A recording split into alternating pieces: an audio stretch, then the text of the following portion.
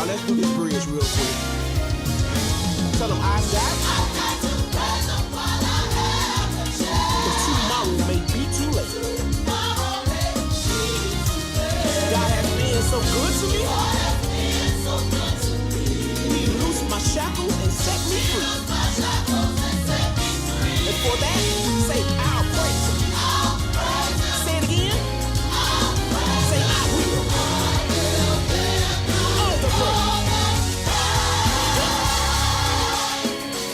Now do we have any witnesses in here that know without a shadow of a doubt that you are going to praise him with everything that's in you? Come on, two words, let's do it.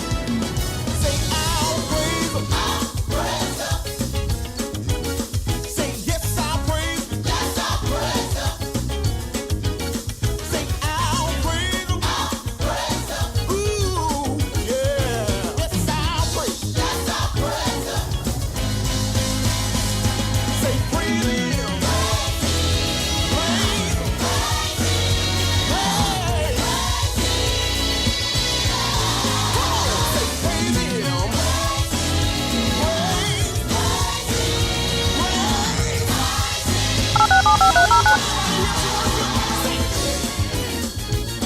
Uh-huh. Come on, it's a Jesus. We just come to lift up the name Your show now, press 1 to hear important instructions. Come on, put your hands together right there. Come on. Your show will go live at Let's try to sing. Say I'll praise him. I'll praise him. Say Jesus. Say I'll praise him. I'll praise him. Say Jesus. No matter what's going on. I'll praise him. No matter the situation. I got to praise his name. Say Jesus. I got to praise him. Your show now, press 1. Since it appears you're calling back into a live show, we are reconnecting you now.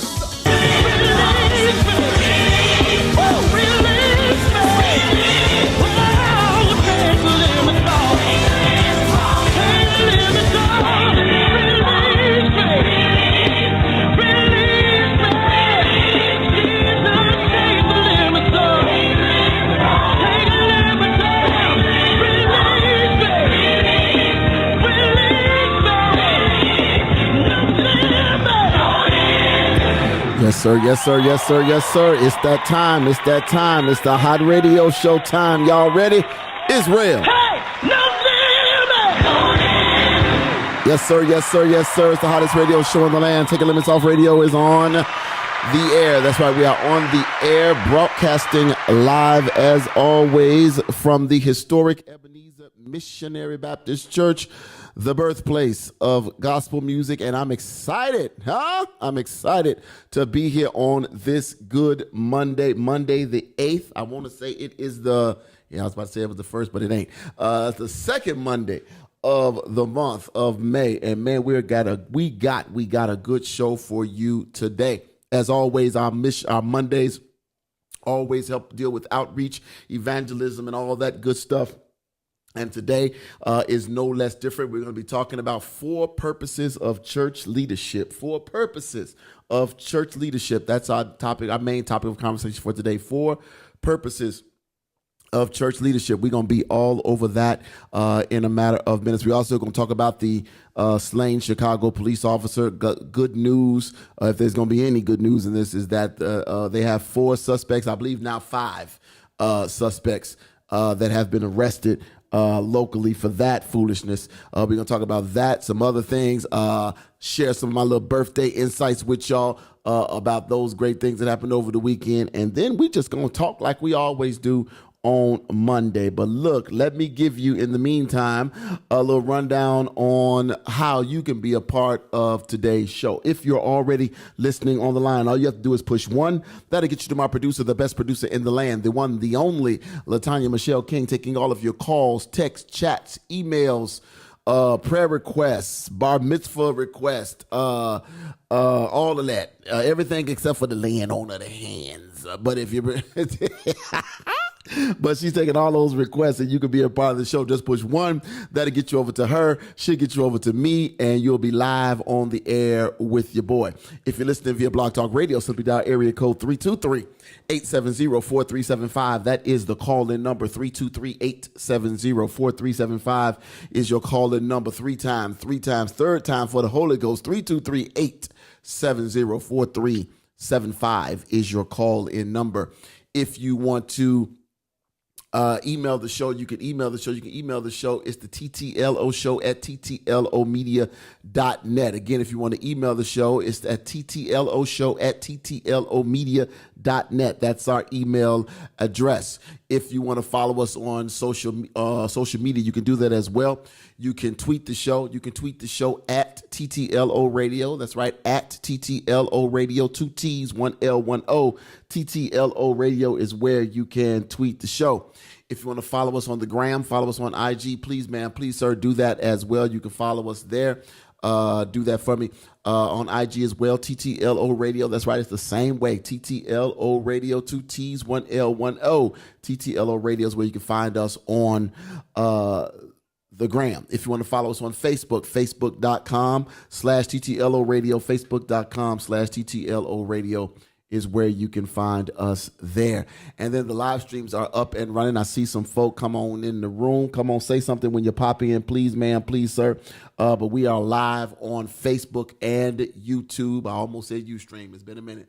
But we're live on Facebook and YouTube. You can find us there on all of our social media pages, my personal page, the Taking Limits Off Facebook page, the Latanya Michelle King Facebook page, the Minister Dr. Dana L. King page, the Ebenezer Missionary Baptist Church page. I think it's those 5. I feel like I missed one somewhere in there, but we are on all of those pages, and then we are on the YouTube page as well, the Taking Limits Off YouTube page as well. Amen, amen, and amen. Excited to be here. Don't forget, too, we are an iHeartRadio partner, which means you can find us on your iHeartRadio app.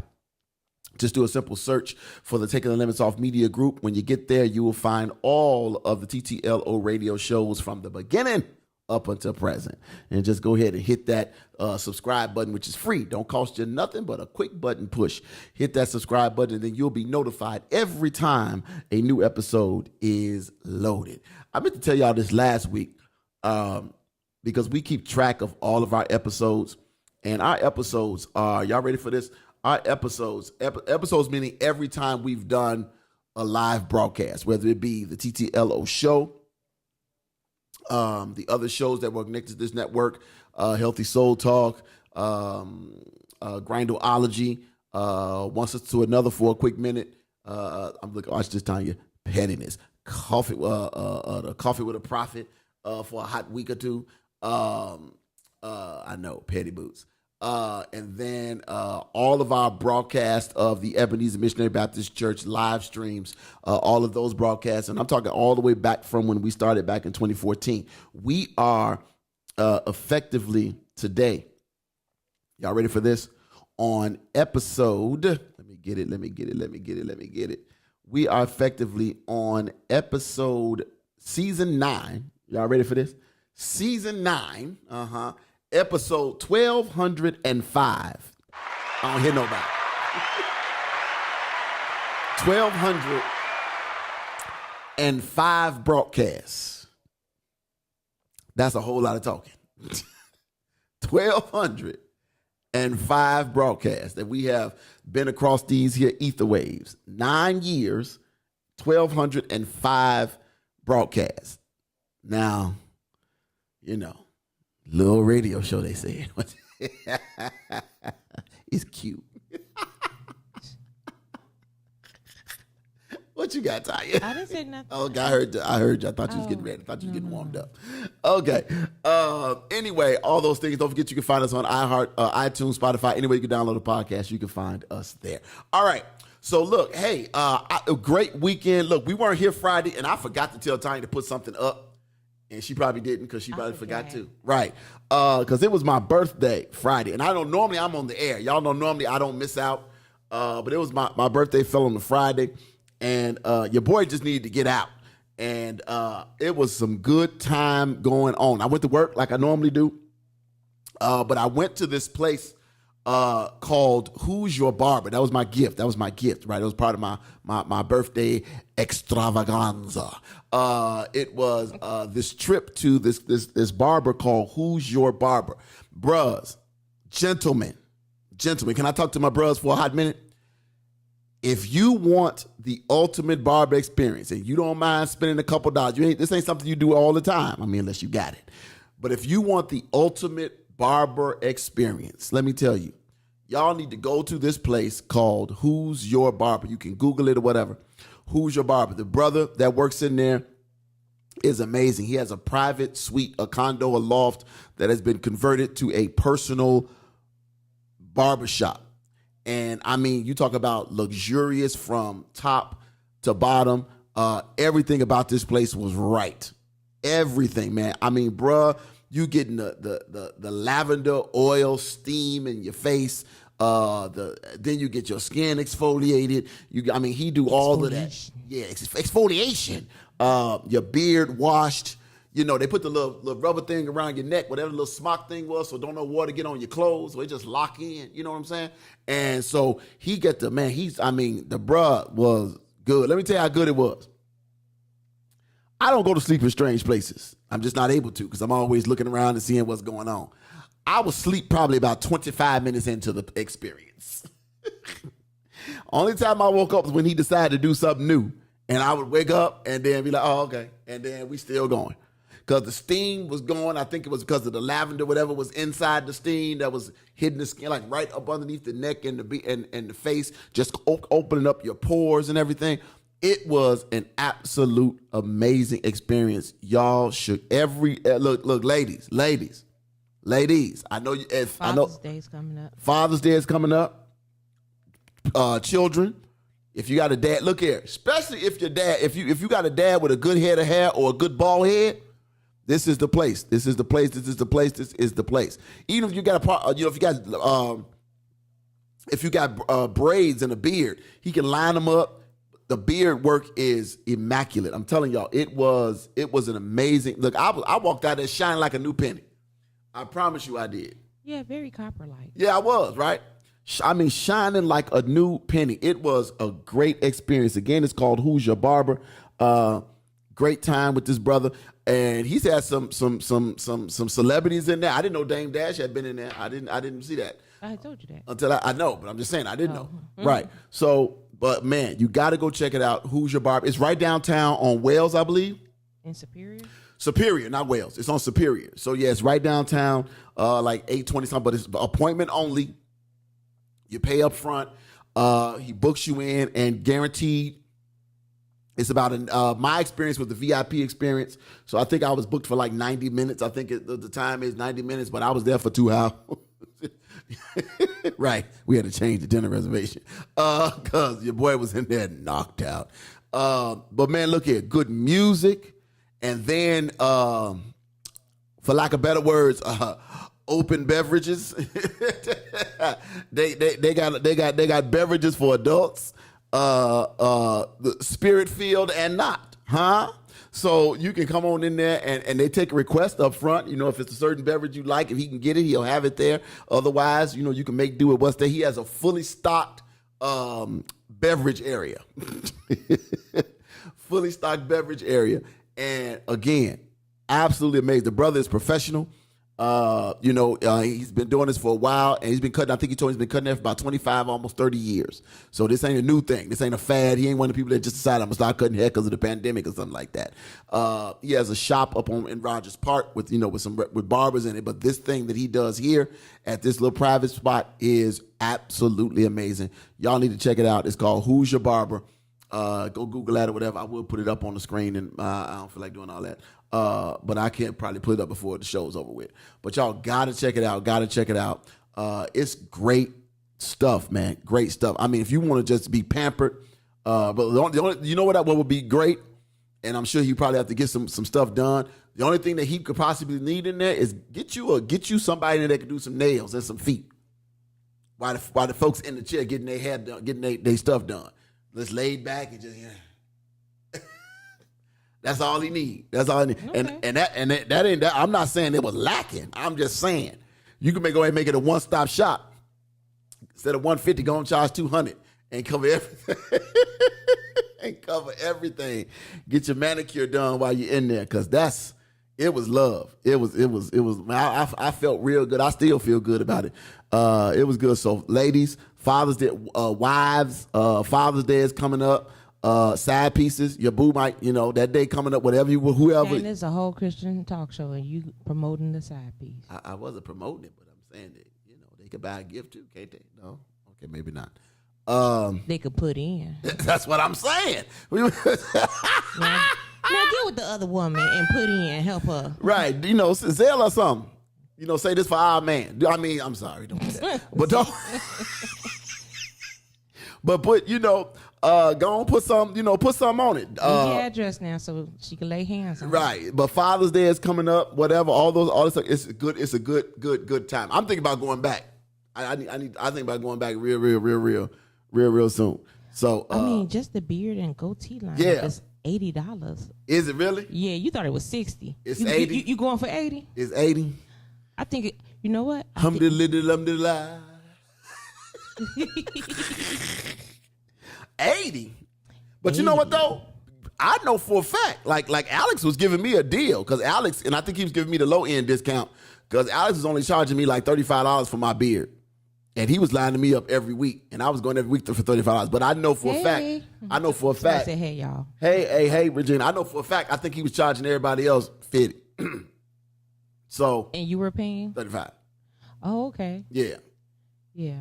So it's like 40 because I was giving them, tip and all that. So it's like 40, $45, something like that. But anyway, $80, huh? But you getting all that for the 80. Yeah, beverage included. At least you do get the beverage you get included. that when you think about that beverage, and he don't do a light pole, And he has that mixologist machine. Yes, the barista, the bartender or something. It ain't barista because that's coffee. But he got all that. So y'all got to come check my man out, ladies. You want to get your man something for Father's Day, upcoming or whatever, Baby Daddy Day. Go ahead and hook him up with one of them trips down to the Hoosier Barber, because it's good stuff. So then look, after I left there, spent some time at the GT Prime and Seafood. Is that what it's called? It's just GT Prime. GT Prime. Ain't seafood on that. Yeah. But GT Prime. GT Prime Steakhouse right down there on that's on Wales. Food was good. Good time. Y'all saw the pictures. If you don't, check out the pictures on my personal page. They always up there. But man, I had a great time. And then, wrapped up on Friday, but we was tired. I think we getting old, y'all, because we couldn't even hang. We was tired. And so we popped on back in the crib. And then Saturday we had to get up and, come to church business meetings, and all that. Yeah. And nope. Right. That's the one I want to play. We had to come to the church business meeting, all that good stuff. Hey, Felicia Brown. So we did that, and then we decided to keep the birthday shenanigans going. And we went down to the Ditkas. Huh? Y'all know where the Ditkas is over there in Oak Brook? Let me tell y'all something right now. I shouldn't be giving these people no pub because they ain't giving us no money for these here good advertisements. But let me tell y'all something about the Ditkas down to the Ditkas in Oak Brook. Down to the Ditkas in Oak Brook got some pot roast nachos. I promise you they got the Holy Ghost. They got some pot roast nachos over there that, look here, I know for a fact that the cow that was cut up was sacred. Huh? I want to help somebody. They was real good. Real good. Felicia said married folks go to bed early. Man, somebody, I was literally telling my coworker, like, it's the diet change too, though. I think it's the diet change. I said we went in like some punks. Like I thought we was gonna cut up in the streets because it was Cinco de Mayo. Right, we gonna be out there waving the flag. No, we wasn't gonna wave no flag. We was just gonna be like, we was gonna do it. We was gonna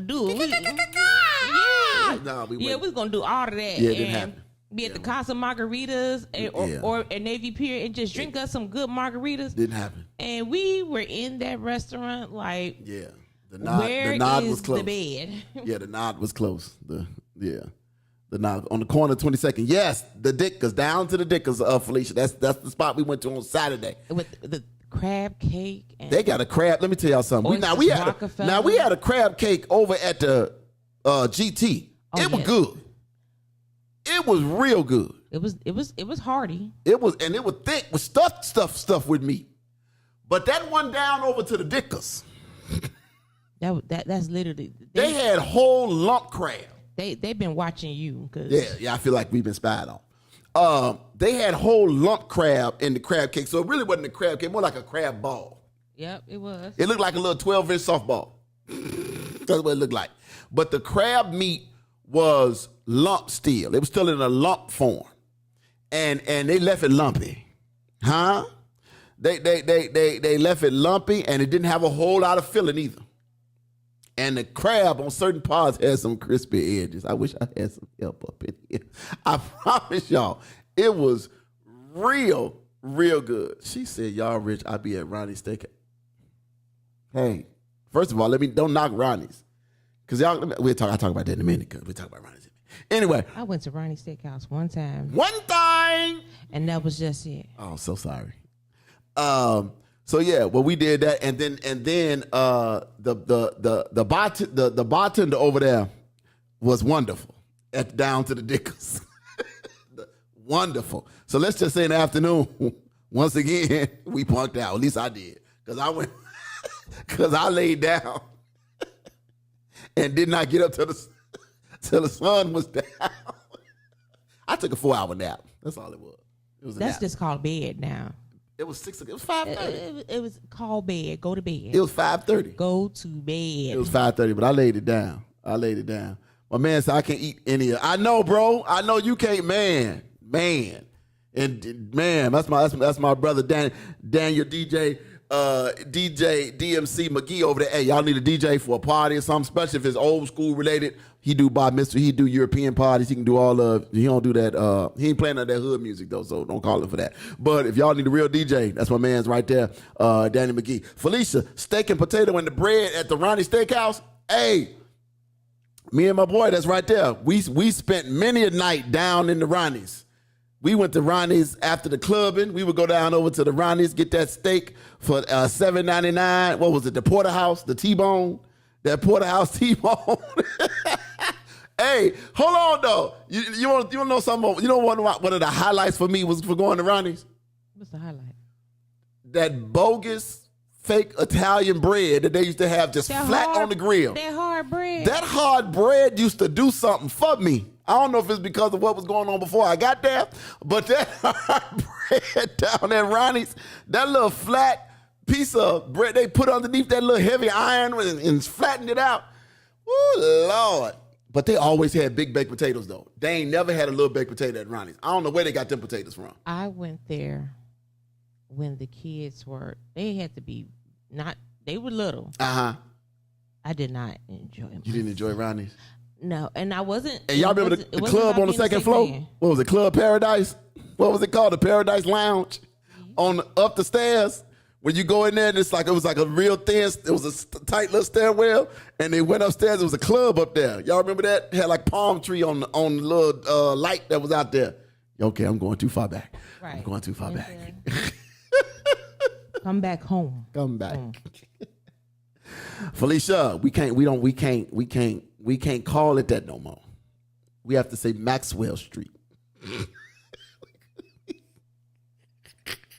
Right, because when you run for office, right? Because I might decide to run for office one day, and I can't be seen saying, that right there, down to the Maxwell Street, right? And technically, yeah, it's still on Maxwell Street, but it ain't the rest of it. That thing don't exist no more because it ain't that like you can go down there and get a deal on nothing. They ain't selling all that stuff on the street and all that stuff. She say my bad because it's free. Well, yeah, but I mean everything though. They had everything down there. And good on the old days. All right.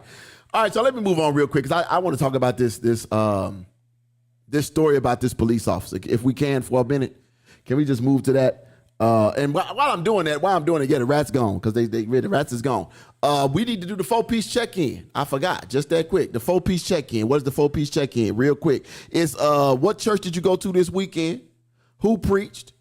What was the sermon title? And what was the scripture? That's the 4-piece check-in. 4-piece, no biscuit. What church did you go to? Who preached? What was the sermon title? And what was the scripture that your preacher used? Come on, it's check-in time. It's check-in time. It's check-in time. While y'all getting that done, let me get this.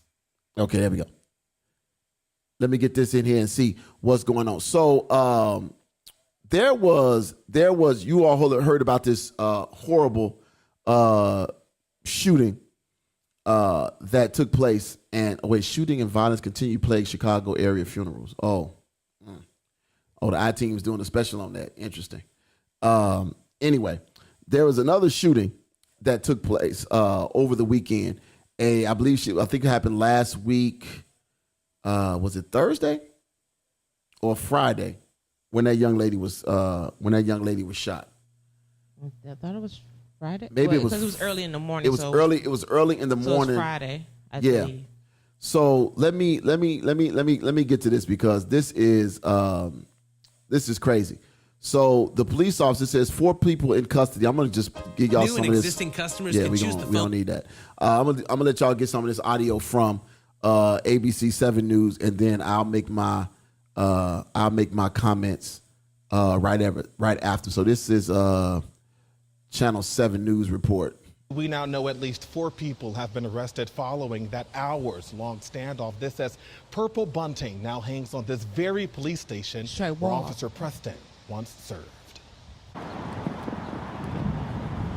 The flags outside the 5th District Police Station now wave at half-staff as officers inside mourn the loss of 3-year veteran Officer Ariana Preston, remembered for her efforts on and off duty. She just was doing such a great job. Preston was days away from receiving her well-earned master's degree before being murdered. Her aunt in a Facebook post Sunday sharing her heartache. It weepens for me to think that she's gone. The 24-year-old was shot multiple times early Saturday morning outside her Avalon Park home. Police say she had just ended her work shift. I could see that the street was blocked off. Police and SWAT officers then last night descended on a home on Bishop near 77th, where Dorn Thornton says he heard the stern commands from officers outside his front window. We have the building surrounded.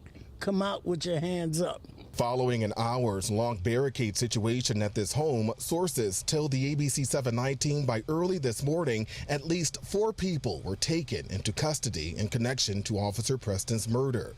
The I-Team also learned a witness to the shooting led detectives to the 2 males and 2 females who were arrested but have yet to be charged. I hope that these were the people that were responsible for it. Maybe they could have to have a buddy system going home or something.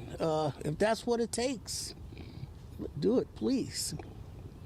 You know, because we don't want to see anybody die unnecessarily. And officers here plan to hold a vigil in Officer Preston's memory tomorrow. All right. Yeah, Felicia, you literally said the same thing I did. The shooting did sound suspect. I know my understanding is they recovered the car that was used, and they also got her gun and badge back, which were taken the night of the shooting. So all that stuff was recovered as well. Go ahead. You guys want to say something? Oh yeah, because one of my friends wrote she I'm gonna say it a little bit better than what she wrote it on the Facebook post. Okay. She was just saying, it's amazing how fast they caught these people. CPD caught. You know, they'll catch their own fast. But you're not catching the little baby that gets shot stuff around the corner. That's not related to the police. You know, it's very amazing. Like, you know, if it's somebody else and everything else like that, you know, the feet be dragging and everything else like that. But because it was one of their own, and I get it, because I have a cousin who works with CPD. She's little. But she tossing them though. But like and you would want them to catch the killer and everything else like that.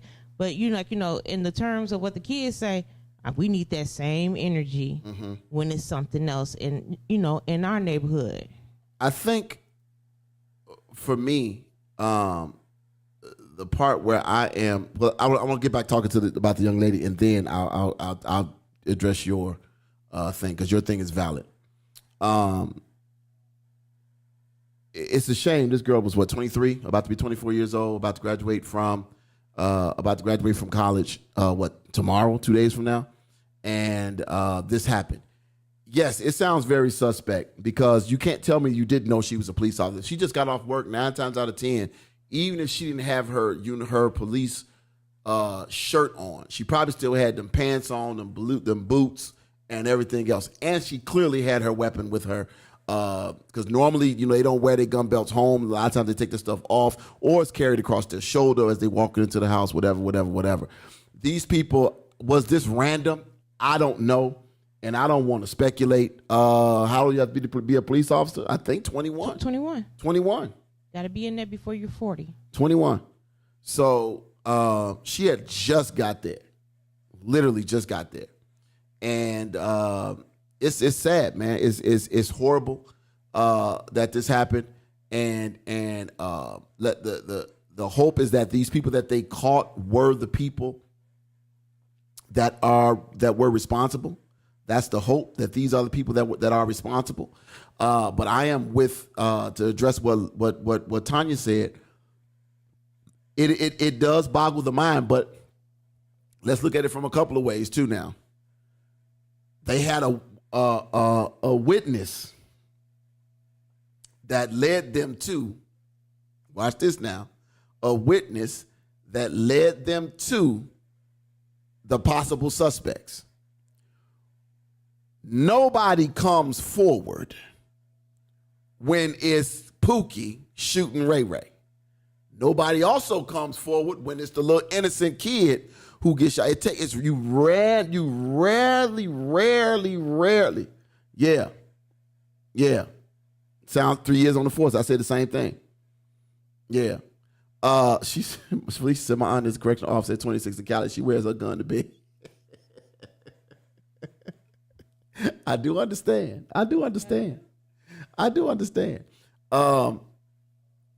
It is nobody ever comes forward. You can say what you want about the police department, but good detective work starts with leads. It starts with leads, and you have to know stuff right away. You got to know stuff right away.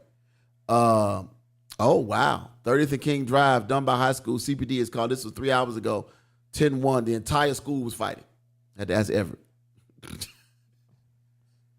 Dunbar. Well, I mean, the whole school.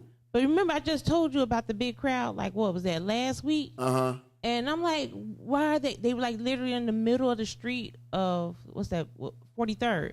Like, why are y'all in the middle? Earlier today, 821 East 103rd, Corliss High School, 10-1. CPD called in for a 10-1 large fight at the school. And then earlier today, I don't know if you all saw this one, there was an attempted suicide. Somebody jumped off the Dan Ryan, between the Dan Ryan and the Kennedy, jumped off the bridge. Oh, no. Yeah. Oh, wow. Unbelievable. I'm just gonna tell you, I don't know. Harrison and Central Park, Garfield, 2 people shot. Okay, that was it from a couple days ago. Where are you reading this from? Crime. What you call it? Yeah, he be everywhere. Okay. Thanks, America's Most Wanted. Thank you. Adams and Keeler. Oh wow. So let me see. She said, did you see the substitute teacher beat down the student over not giving up a cell phone? Oh yeah, we talked about that. A couple of weeks. I think that's right. We had just came back on the air. One of the first shows back. We talked about that, Felicia. Regina says the money not in the narrative. The money is not in the narrative. Okay. You know what? I would hope that I really don't want anything negative to come back on this young lady, that it was the cause of her death. And was it random? I don't know. It's hard to say. I hope we get the majority of the whole story. You know how we don't get nothing.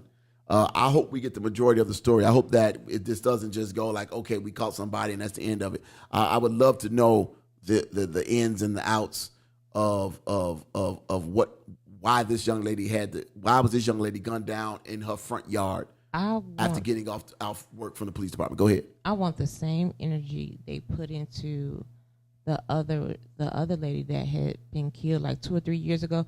Because like when I went, officer. When I went to the headquarters, Mm-hmm. they still had her picture up. Yeah. As I went on the elevator, Ella French, that's Mm-hmm. her. Yeah. Like they still had her picture. Y'all put that girl's picture up and keep it up. Keep it up just as long as y'all had Ella French's picture up. But again, it's as long as we keep it in the news. As long as we keep going and making noise about it, it'll stay up. But the same noise we make about the police department is the same noise that we ought to make about I agree with you all 100%. Every shooting should get the same amount of energy.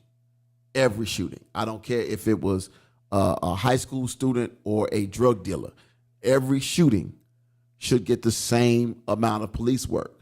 You have to know that there were probably hundreds of police officers out working this case, where there are some cases who don't have 2 police officers working them. So nothing was going to fall between the cracks on this young lady's case. But at the same time, I'm hoping, and then it was only a $5,000 reward. And that's your buddy. Yeah, I know that came from J Mall.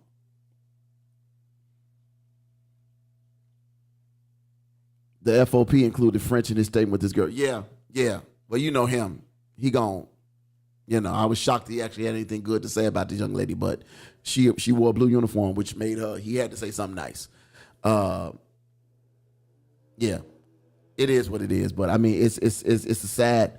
It was really sad to see that this continues to go on. And then the stuff in our neighborhoods.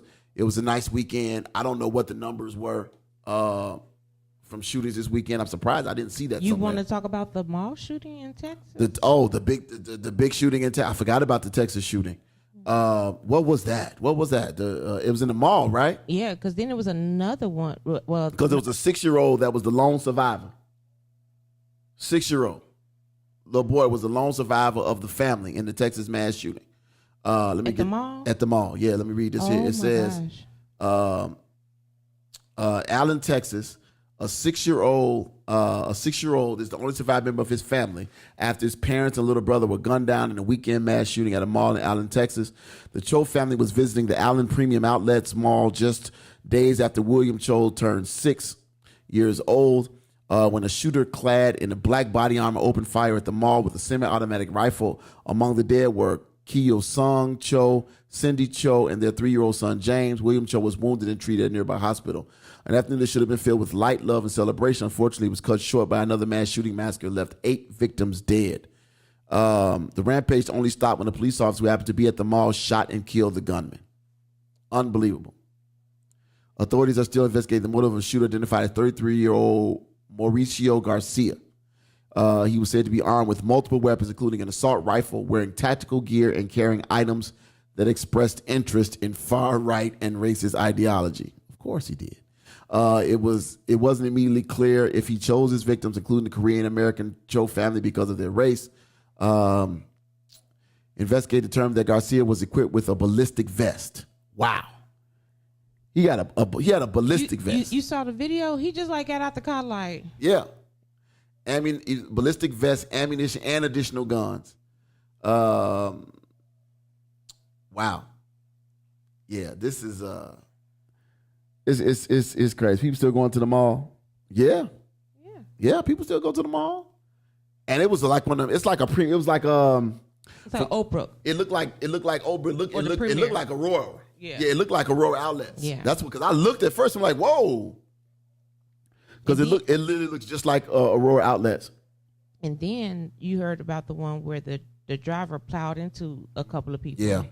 Yeah. Every shooting, mugging, carjacking, etc. should get the same energy. I need to be able to expect the results from the police because I can't. I can't call him.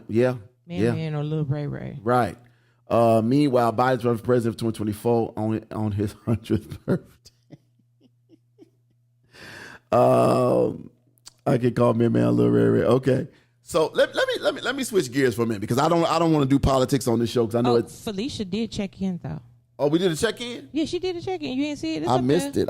Scroll on up. Let me scroll on back up. Church check in. Y'all, I need y'all to do this church check in. Then we gonna move on. Church check in. Felicia Brown said it was Pastor Tala McNeely. Exit wounds message: the intersection of Jesus and the professional counseling. The text was Proverbs 13:10, Proverb 12:15, and Proverb 15:22. Let me grab that on this other monitor over here. Let me see if my chat was working. Yes, it was. Good. Let's see. She gave us Proverbs 13:10. Proverbs 13:10 says this. I'm gonna read you this. I'm gonna give you NIV. Where there is strife, there is pride, but wisdom is found in those who take advice. Ooh, I like that. The intersection of Jesus and professional counseling. This is good. I like that. Then Proverb 12:15. Proverb 12:15. Let's go back. Proverbs 12:15. Nope. That is not how you type 15. All right. 15. There we go. Proverb, the way of fools seems right to them, but the wise listen to advice. Oh, that's a word right there. That's a word right there. And then the last scripture was Proverbs 15:22. Proverbs 15:22. I feel like I just read that. 15:22. Nope. Plans fail for lack of counsel, but with many advisors, they succeed. Oh, that's good. I know that was good. And Felicia, I watched last week's. Thank you, Miss King. Pronounced Tila. What did you said the I man didn't name? pronounce his name. That was me. I think she's telling you, but how to pronounce his name. It's Talant.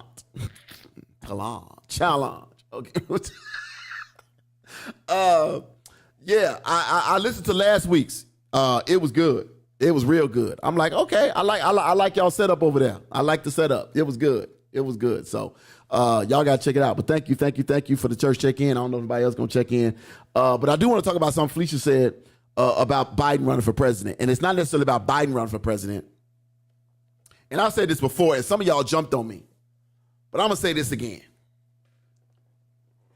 There has to be some age limits on people running for office. There has to be some age limits on people running for office.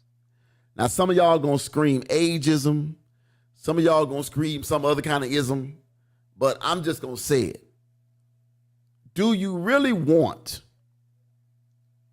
somebody running for president that is, I think they should just change the rule. I've said this before. If you will turn 65 before, what's the retirement age now? 67 or 65? Didn't it go up? I thought it was, yeah. It's 67 now, ain't it? It's 67 and a half? Yeah, 67. Yeah. Because they ain't got no money for you. Right. If you are going to turn, I'm just going to say 65. If you're going to turn 65 before your first term would be completed, you should be considered ineligible to run.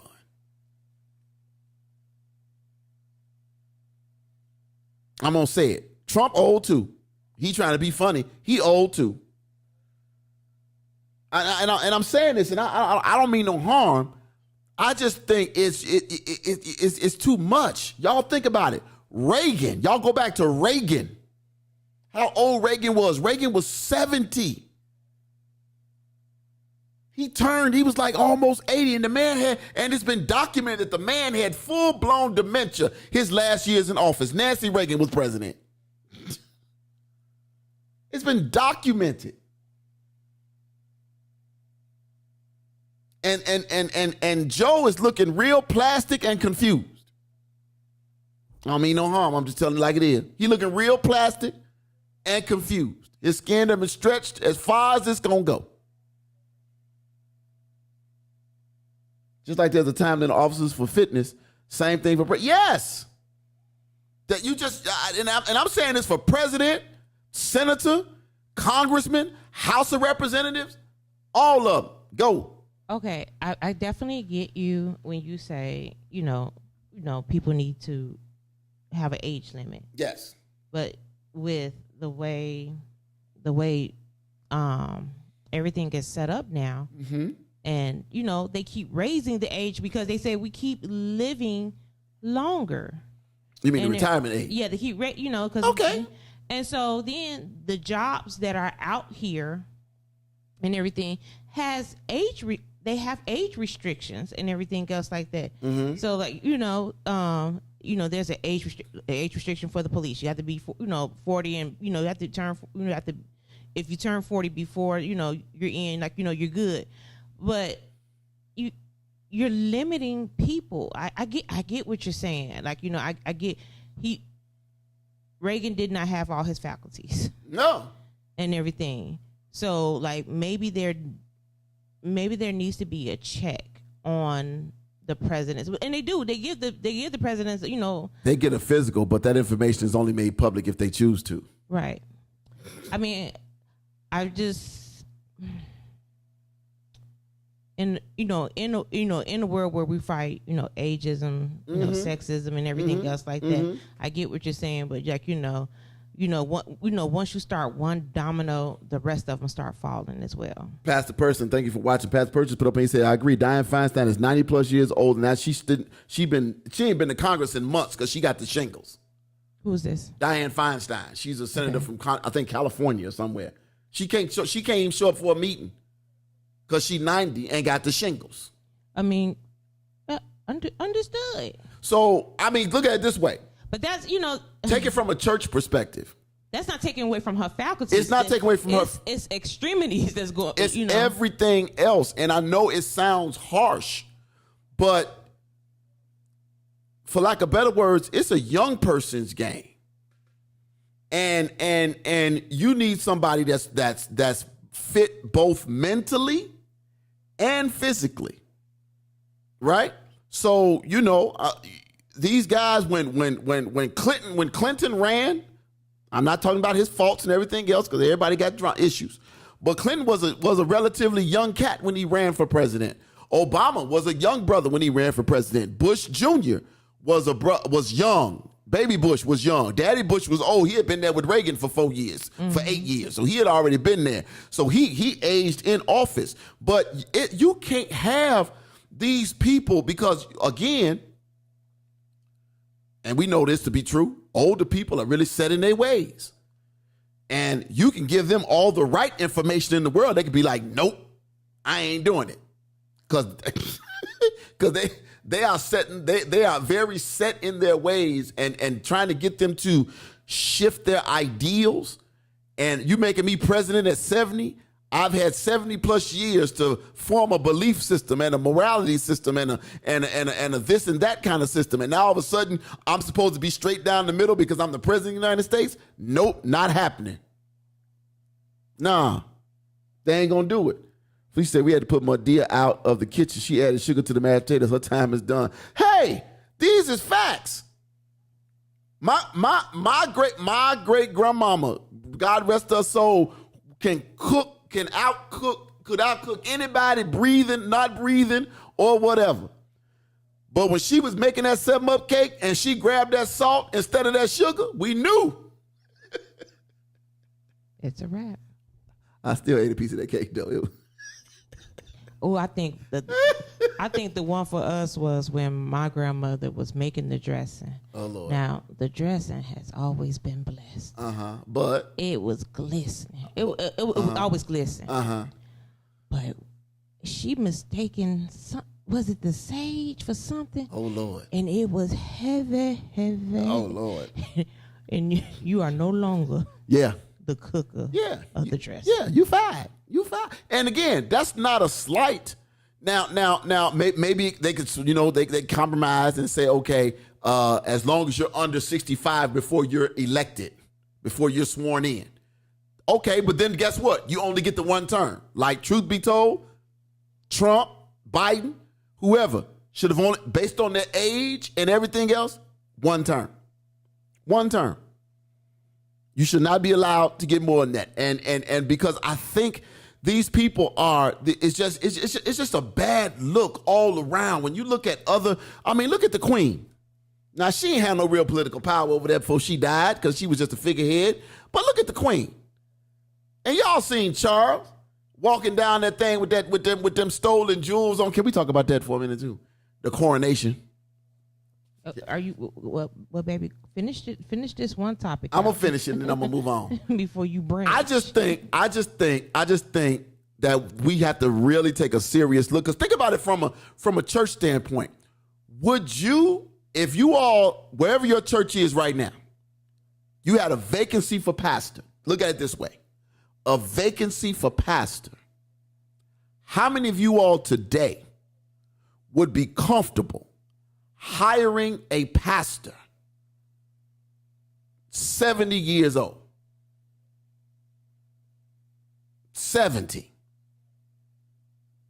That's a serious question. How many of y'all would be comfortable if you had a business today and you were hiring a manager for your business to run your day-to-day work? How many of you all would be comfortable hiring a 70-year-old to run your day-to-day business?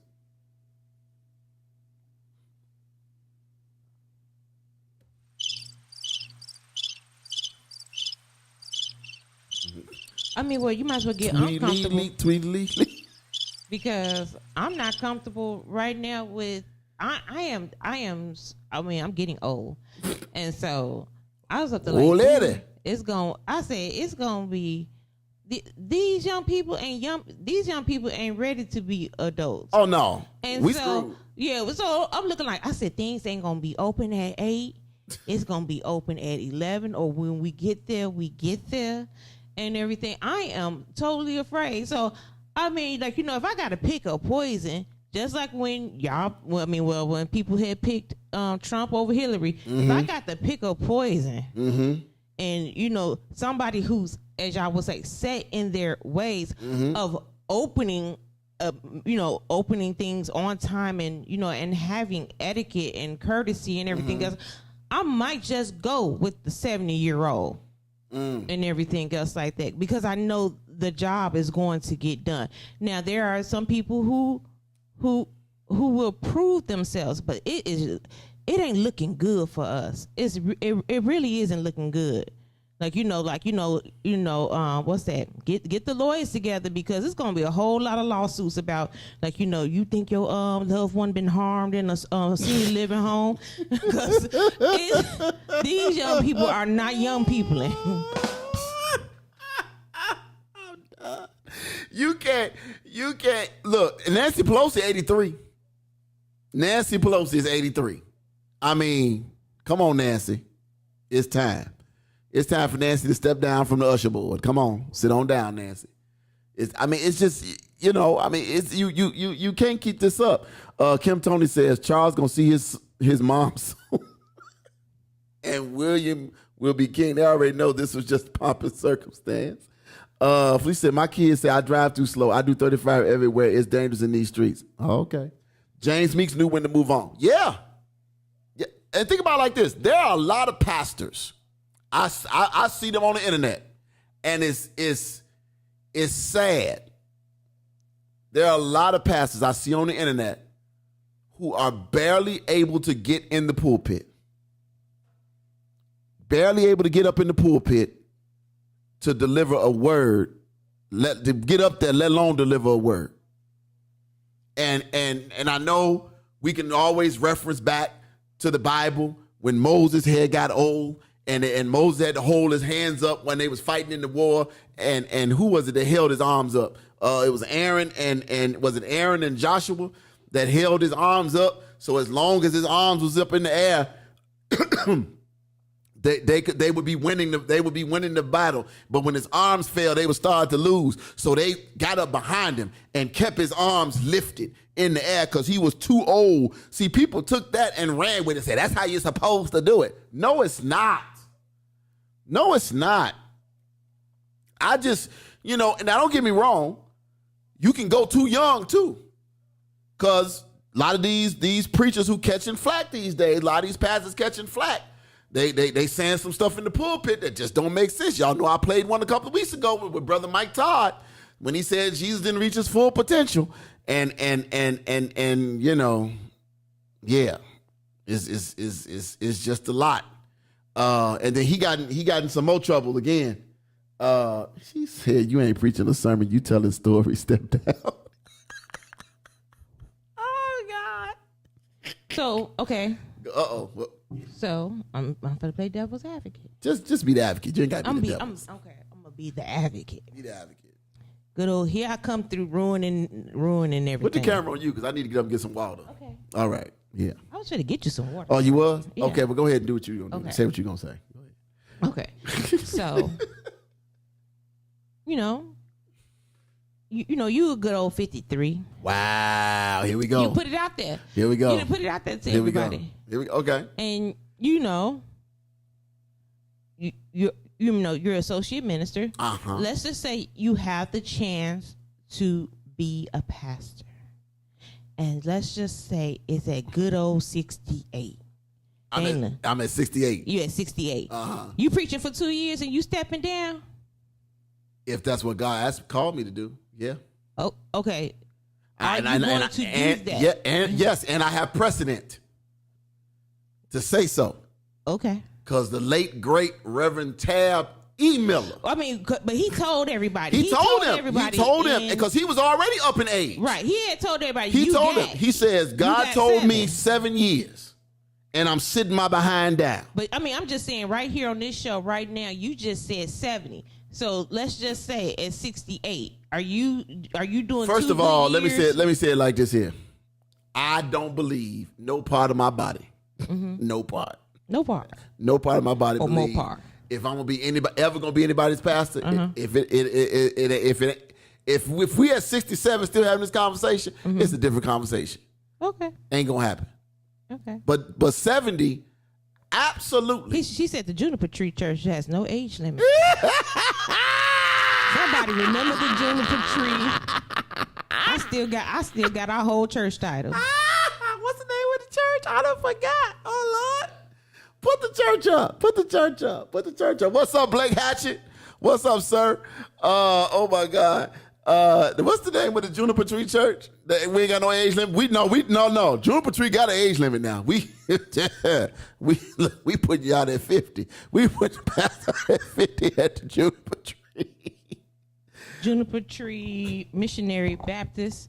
Yeah. Apostolic Pentecostal. Oh Lord, hold my mule. I thought you were while going to put it I on screen shout so I can see it. from the mountaintop AME Church of Chicago. That is. The Juniper Tree Missionary Baptist Apostolic Pentecostal, oh Lord, hold my mule while I shout from the mountaintop missionary AME Church of Chicago.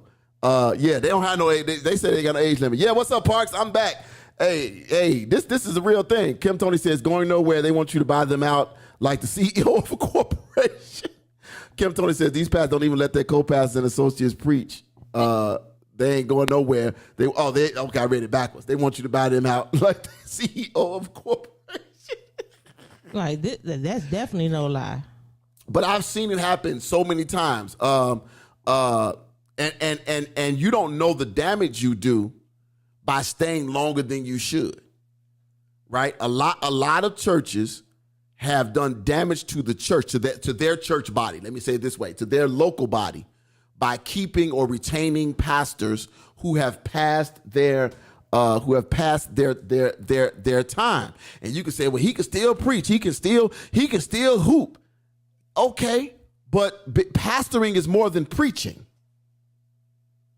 Pastoring is so much more than preaching, and I think people miss that part. Because I think there are a lot of preachers who want to pastor just so they can preach every Sunday. And that ain't the case. That ain't the case. Pastoring is so much more than getting up and delivering the word every week, right? That's part of it, right? But all of that stuff that happens after church Sunday, then Sunday night, Monday, Tuesday, Wednesday, Thursday, you got this, that, and the third. You got a community meeting over here. You got this thing over here. You got a sick person over here. You got a funeral over here. You got an elderly person over here. You got all of this stuff going all over the place. And you got to still come up with a sermon on Sunday. And when you are a smaller congregational church, you're expected to be everywhere. Let me say that again. When you have a church with a small congregation, you're expected to be at everything. Everything. That's why the mentality of the people in the church stays where it is because they're afraid to have 500. Could you imagine?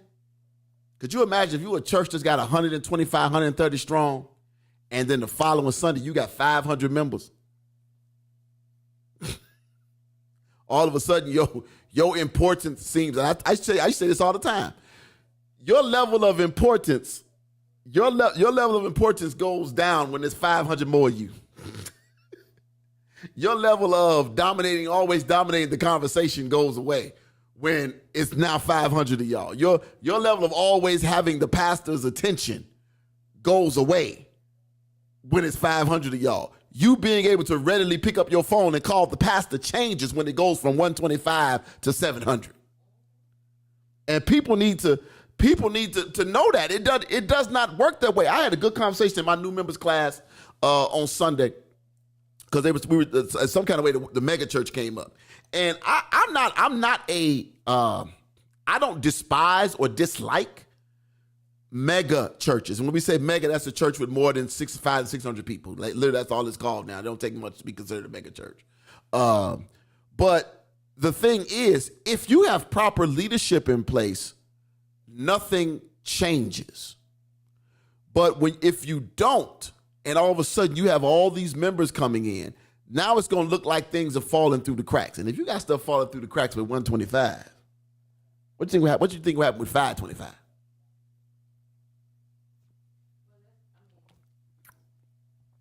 I can't speak on the House of Hope, but I told you I think that's literally what happened because it was so big, and the deacons had their sections of new members, and I can't reach my pastor, the one where I joined the church at, and people you feel some kind of way. People felt some sort of type of way because Taylor's aunt left, but she also left with a deacon who thought he was the pastor. He should become a pastor somewhere. Yeah. So like literally those sections of churches with deacons who thought God called them to be a pastor, they left, depending on how many people joined church, they left with 25, 50 people. People that was under him. Because they had to teach them and everything else like that. So they left with a small congregation. Pastor Reggie Royal used to call them rogue churches. Remember the first time we interviewed Reggie Royal? Yeah, but a lot, it's still happening. Yes, because people have this thing that like I need my pastor's attention and everything else like that. And so like and they start to feel some sort of type of way and everything else like. And so I get it, but at the same time, are you there for the pastor himself? Uh-oh. There you go. Or are you there for the church? There you go. Okay, I'm at my business. I hit the wrong button first time. Okay, I know. I'm at my business. No, because here's the concept. No, you hit it right on the head. Most people, and my good buddy Stephen Thurston put this up earlier. Most people are there for the personality. They're there for the personality of the preacher. They ain't there for the church. Because I can guarantee you this. I'm saying I can guarantee it. I don't know for sure, but I am more than 75% confident that if John Hanna left his church, New Life Covenant, I believe it is, Southeast and East, whatever the two churches are, and decided to go form Life New Covenant on the other side of town, the majority of those people would follow John Hanna right up out of New Life Covenant. Mm-hmm. If he left everything in place and just took himself and his name and ran and started a brand new church somewhere else. So you're attaching yourself to a name. To a name. So, like, pastors are not gym shoes. They are not the new Jordans. You just don't keep running with them every time it change. I'm serious. Yeah, that's a good one. I like that. Because I mean, you're doing yourself and you're doing the church a disservice. Yes. And you can always tell, because because I've been doing this church thing for a long time, and even though I haven't been preaching, we going about 10, 11 years ish. But I've been watching this stuff, play out for years on how people act when it comes to preachers. And my thing is, if you are, first of all, you should be at a place because this is where God wants you to be. Not because, my friend was there, my cousin is there, or my boo go there, whatever the situation is. Now, those are reasons to come. Those aren't reasons to stay. Because they may be the reason you show up. But once you start getting in prayer and learning and you're being taught and you're growing, that should be how you get rooted. Because you find out how rooted people are into an actual church body, a fellowship. When the leader leaves, how many are uprooted? It's different if it's your family. Like if you're the pastor of the church, like I'm assuming when what's my man, who was here? What's my man's name? Kerr. He had his kids here, and I think his wife was here and his sister was here. And so I know when he left, of course it made sense that they wasn't gonna stay. Because he was done. Right? I get that. But I'm talking about everybody else. Because if you really support it, if you're really supporting the church, then you're supporting the church. But if you're there for the name on the marquee, because truth be told, the first name on the marquee is Jesus. That's why you ought to be there. That's the first name on the marquee. That's the first name on the marquee. Let me go up a little bit. Let me go up to brother. Let me read some of these comments. What's up, brother Tori? God bless. Thank y'all so much for the birthday wishes too. Please appreciate y'all. Appreciate y'all. Let me go up. Felicia says, oh, and God bless you too. Thank you, Blake Hatcher. Thank you. Here we go. Felicia says, my mother's church just hired a young pastor and the older people are having a hard time, but it was dying on the vine. Yeah. Oh, yeah. Yeah. And it's different. And it's different for older churches. That's why a lot of the older church, and shout out to my brother, Pastor Daniel Jones, because he took over an older congregation church over there. And if I'm not mistaken, is Parks still on here? Parks is pastoring Good Hope Free Will. That looks like an older congregation church over there. And it's that's a difficult change for people. And you have to know how to, like I tell people all the time, how to eat an elephant one bite at a time. You have to learn how to figure out what's your main focus gonna be. Because everybody, me, I'm the table turner over. I want to come in and cut all this stuff out right now. That's over with, and that don't always work. But that can work once rapport has been built, right? That's just like even in the corporate world. You come in as the new manager and everything, there's still bylaws that you have to follow, right? When I was made a manager at Chase, it was a lot of stuff I wanted to do in my department, but I couldn't because it was, I had to follow whatever the job rules, the handbook said.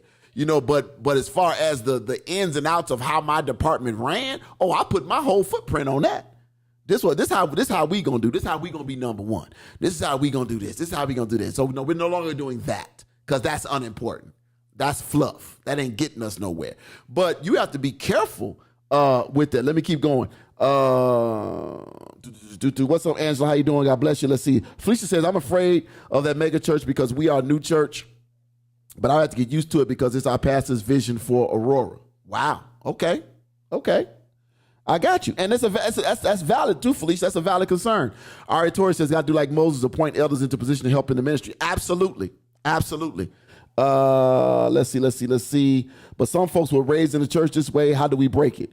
You got some stuff just got to be broke. Some stuff requires a scalpel. Some stuff requires a hammer. I'm going to tell you like this. Look at it like a remodeling show. You ever watch them remodeling shows? When it's time to get a kitchen, they don't get a screwdriver and take the cabinets down. They get a hammer. They don't. They ain't using a little mallet. They ain't using a little hammer I use to put the little straighten the carpet, put the carpet back, tack the carpet back down. They got a sledgehammer. Some stuff requires precision. Some stuff requires demolition. Go ahead. No, I agree. Like you know, the whole analogy and everything, and you know, a true person, you know, they just don't come here wrecking shop. Like, you know, they know where the bearings are at and everything. Like, you know, which parts to take apart and know that it will still stand and what not to take apart because it's going to fall and collapse and everything else like that. Yeah. So you have to know like, what your load bearing beams are. Yeah, so, absolutely. Like, you know, like they say in building, it's easy to put up a wall. Yeah. But because it's easy to put it up, and it's also easy to. But you also got to know where everything is. You know where the load needs to be at, and everything else like that. So if pastors, new pastors coming in, know the infrastructure. That's the key. And everything else like that. That's the key. That's the key. It may be some faulty infrastructure. The wiring might be wrong, and so. You may have to change some of the wiring around and everything else like that. And maybe you can, in tune with trying to change the wiring, maybe people will get on board or they get left behind. And let me say this. Stop lying to these people when they come to y'all church looking to be y'all's pastor. Tell the truth. Because, y'all, and I'm telling you, I know this because I've been there and I've seen it. Y'all be painting pictures that don't exist. Y'all, everybody love everybody. No, we don't. We fights. Every day. Because let me tell you something. That person, that pastor, that preacher, that possible leader will respect you more for giving them the truth. Not some made up version, and not the version that puts you in a good light and everybody else in a bad light. But put it all out there. It just, you asking for transparency, and everybody, and you're not gonna get it. Everybody's not willing to lay out the transparency. I can literally say, when we, when Clemens became, I was very transparent. I'm like, this is this, and this goes and this goes that way. And everything else like that. I was looking like, no one's going to tell you. But you can't tell too much because some things need to be found out on their own. I'm talking about from an infrastructure, because I'm dealing with what you said, infrastructure. Yeah. You give them, look here, we good right here, but this real shaky right here. This part we got down pat, but this over here, shaky, let's shake it. Let's shake it. We this over here, you have to be honest with people, because it's just like if you're going to apply for a job. What I want to know is what's the turnover ratio up in this joint? Because churches have red flags too. Churches with a red flag. That's a sermon title right there. What's the church's green flags? Tell the truth. The red flag. If you have to constantly say, we're a friendly church. We're one of the most friendly churches I ever seen. 9 times out of 10, if you got to say it, you just lied. If you got to say it, that's the same thing as saying I'm grown. If you grown, you ain't got to tell nobody you people grown. Ain't never got to say if that. you're a friendly church, you don't have to tell anyone you're a friendly church. That's just saying, you could pet him. He ain't finna bite nobody. They gonna bite you. They got teeth. Yeah. Angela said, but you see, you have to make folks feel like they mean something, like they matter. However, you're not the leader. You're an Indian. Deacons got too much power. Oh, Lord. Well, I've been saying that for years. Deacons got power that the Bible, that no part of the Bible or scriptures give them. That's man-made power. Let's keep that moving. What's 8G? Where you see AG at? I ain't got down there yet. Where you okay. at? Okay. Whenever you get there. Okay, Medea was mad. They cut the 2 services. Why not if only 3 people show up at 7:30 and now 1 service for 90 minutes? Exactly. It don't make sense to have 2 services and you got 5 people. Don't make sense. That's you being stubborn, and that's a misuse of resources. That's a misuse of resources. Kim Tony says, I think the tide is turning across the board. Look at the election, how the old politicians and predictability of the vote did not happen. People are hungry for change everywhere, including the church. Yes. Brother Torrey says, paint over pictures that don't represent God in spirit and in truth. Ooh.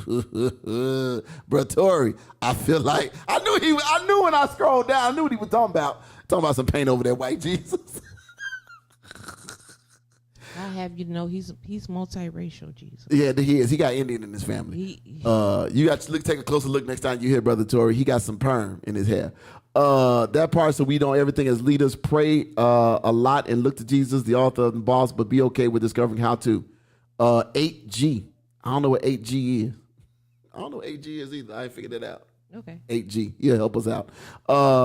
Look, Jesus is a husband, my God. You don't need to run it, but manage your house, and you can manage the church with care and construction. Build up, rip down, do it. Jesus being at the center. Absolutely. I think. Hey, look, and we'll move on. There has to be a. I got one thing. Go ahead. The part where Angela said, "In construction, build up, rip down, do it." Jesus being the center. The one thing I always say: anytime you take something or you have to take something down, something else. Something, you'll find something else. You're gonna find something else, or something will come to pass. Like I told you, every time when they took down my aunt's deck, because something new was coming, everything bad was coming on in. Well, we've seen how many times, for those of you who got older used cars, where you've gotten something replaced, and now that part is running at its full force, it's now putting pressure on older parts in the car. It happens all the time. I think the 8G is for $8,000. I think that's how much it costs to get the mural redone. I think that's what he was trying to tell us. I think that's what the 8G is. He said we will accept donations for a new paint job. Either that or get up there with a Sharpie. And Jesus be in blackface. That is. Or brown Sharpie, maybe. Okay. Tan. Put some makeup on him. Get some MAC. I mean, it ain't like nobody dusted up there. He is dark now. Like, that man got an S curl and everything. S curl is the man's look. Okay. Anyway. All right, look, we're going to take a real quick break. When we come back, we're going to jump into today's conversation. 4 purposes of church leadership. 4 purposes of church leadership. We've been talking about it all night, so we probably already hit on some of these, but we're going to talk about that. Look, in the meantime, hey, look, y'all come hang out Sunday. Let me do this real quick. It's Mother's Day, right? Mother's Day. Bring your mama them, your mama figure, your TT, your auntie, something like a mother, whatever. Just come on out and hang out over here at the Ebenezer Missionary Baptist Church on Sunday, Mother's Day. We're going to have a good time. We got something a little bit in store for the mothers. So bring your mama, them, come on out here, all the mothers, mother figures, all of them. We going to take care of y'all real good, get y'all here, and we going to pray real hard for a good word for the Lord over here. Brother Torrey says, when we buy churches, we take out all graven images.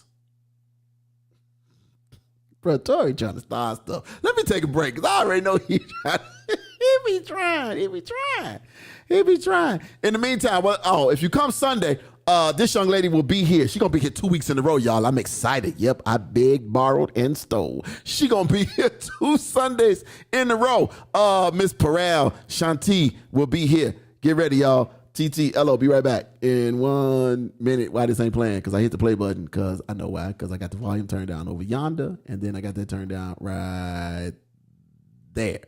Be right back, y'all. Parel Shanti, Blessed Assurance.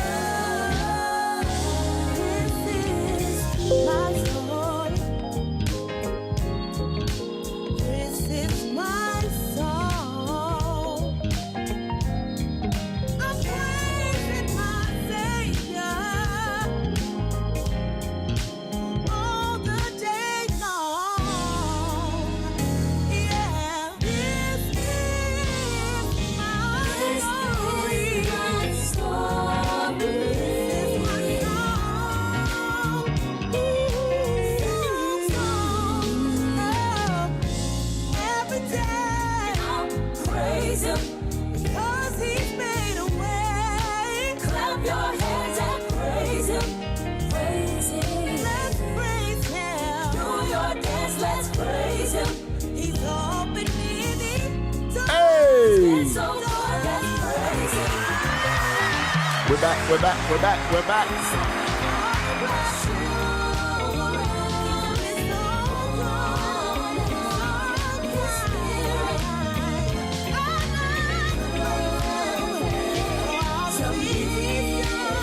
I was about to say, I need to see her do this with a live band, but I forgot we did see her do this with a live band at the release. I was muted again. Yeah, at the release. Yeah, but that guitar player though, he cost the grip. Yeah, but he cold though. That brother. How much him charge? A grip.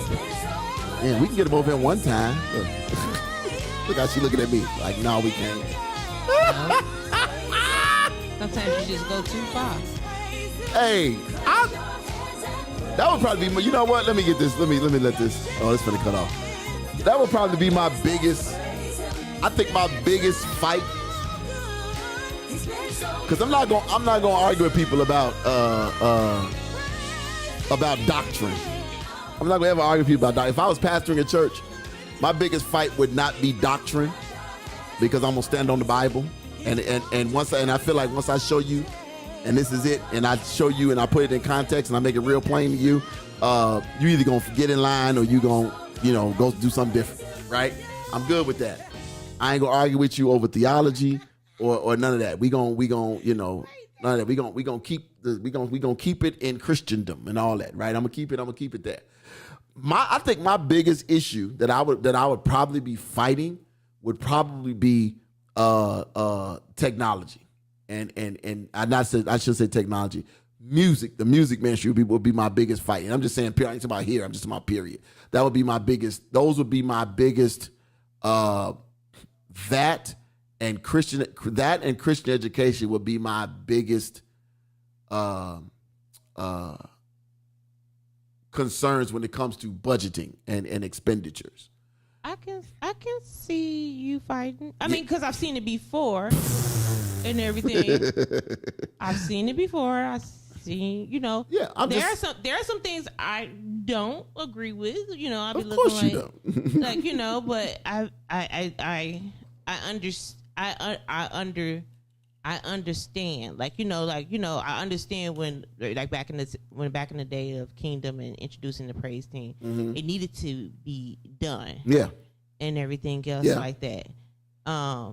You've changed in a while because back in the day you were like 65%. I don't like him. It's not that much. You know what? You were 65% in on not liking him. 70. Don't say further. I was about 70. And people heard you and looked at you and they were like, banish him to hell. And you change and everything else like that. So I think if you own up to like you said, you just said 70 and everything else like that. Own up hey, I've had a change of heart and everything. You know what it is? is? A lot of people don't want to say it, it's the fake apology. You're not apologizing for how you felt. No, because it was legit. It was legit feeling. It was, but if you could come back and say hey, thought about it. I really actually like him. And No, and remember I always had a caveat to my dislike of hymns. My caveat to my dislike for hymns was because they weren't sung well.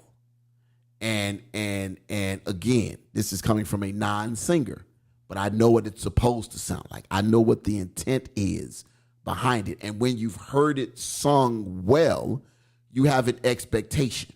And for me, when it comes to music, and this is my biggest deal with music in the church, period, I am one who was I will say it this way. I was a DJ and a club hopper and a house head. All of that, right? All in that order. DJ, club hopper, house head. So with that being said, I know what music does for people, right? I recognize what music does for people. Whatever genre of music it is, I recognize what it does for people. I recognize the effect of good music what good music does for people. So I said, if I could put that same energy, and this has always been my deal, that's why I always point back at myself. I don't blame nobody else for nothing. But I said, if I can put the same energy that I put into to make sure that this other music sounded right, that the bass lines was good and the treble was just right, and the mid-range and the frequency, this was this, and the right amount of reverb over here and the right amount of this over here. My thinking is, if I can do that for that music, then why can't that same energy and perfection or excellence rather be put into this music? So then when I've heard this music done well, it's like you now have an expectation. We just went to a steakhouse for my birthday. We both have expectations. You know I do. I have an expectation. So it's like the expectation is it's going to be done well. Now, when I say done well, I don't mean if we singing a Fred Hammond song, you supposed to sound like Fred. That ain't what I'm saying. What I'm saying is if we singing a Marvin Sapp song and the best you got is Fred Hammond, give me Fred every time.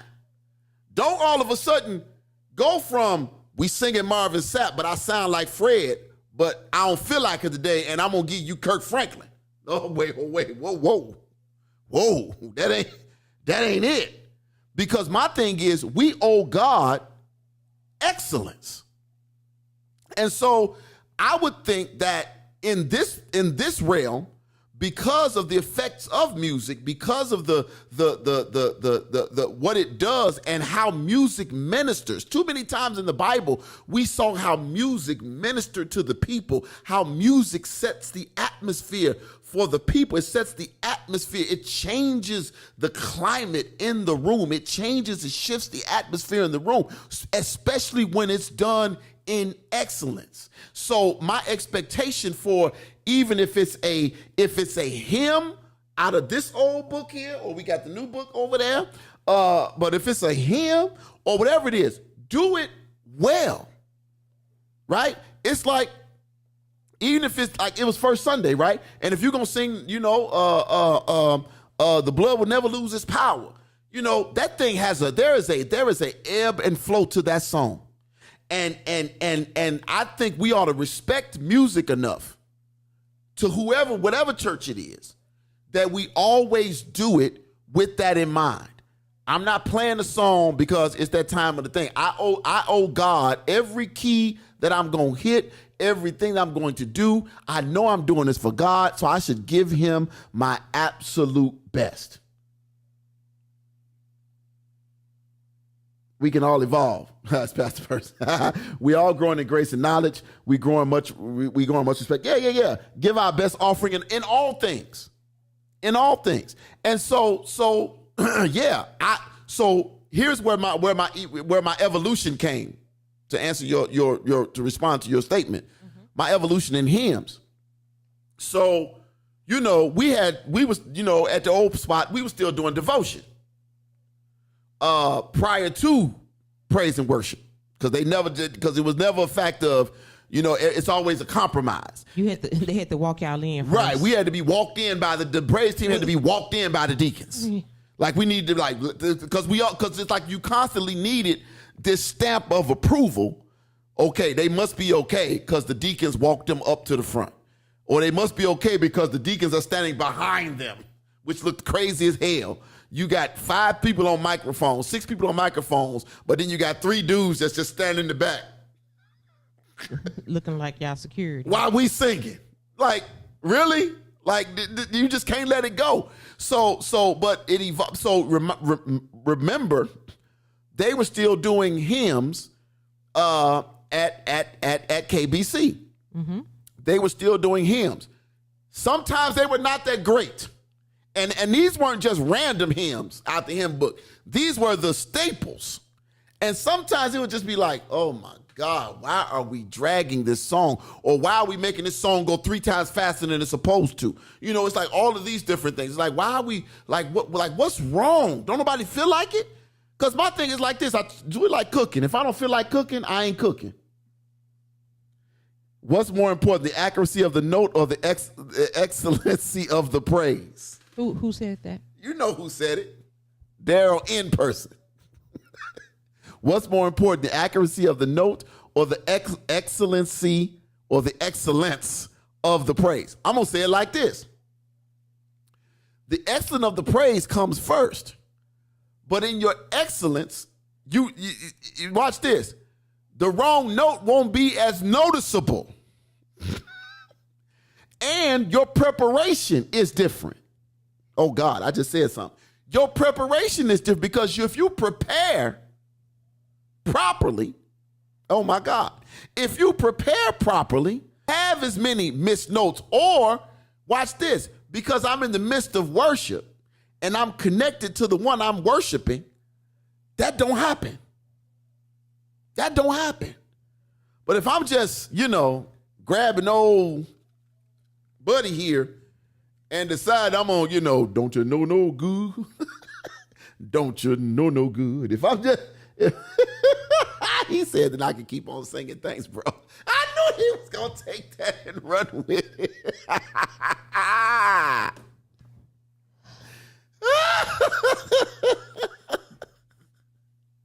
I don't think he went back and listened to the video.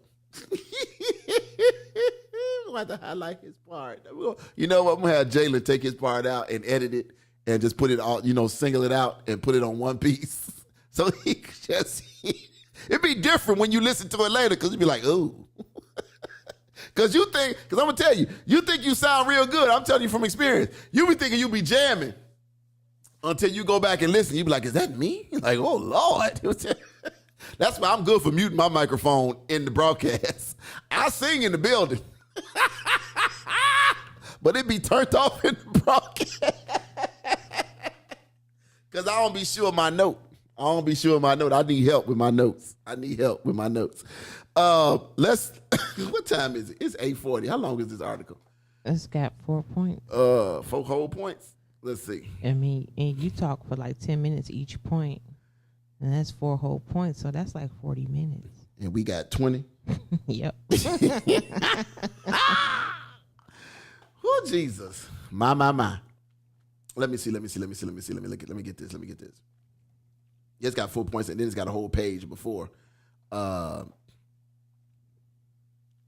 know what though? We can get this week because I can't just go through it and they not read the comments because people have comments because it's gonna give you a lot of comments.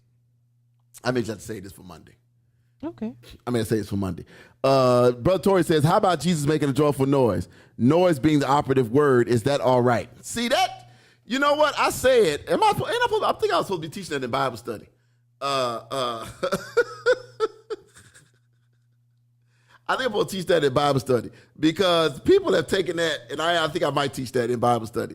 People have taken that and ran with it, and let's just say that ain't what that is.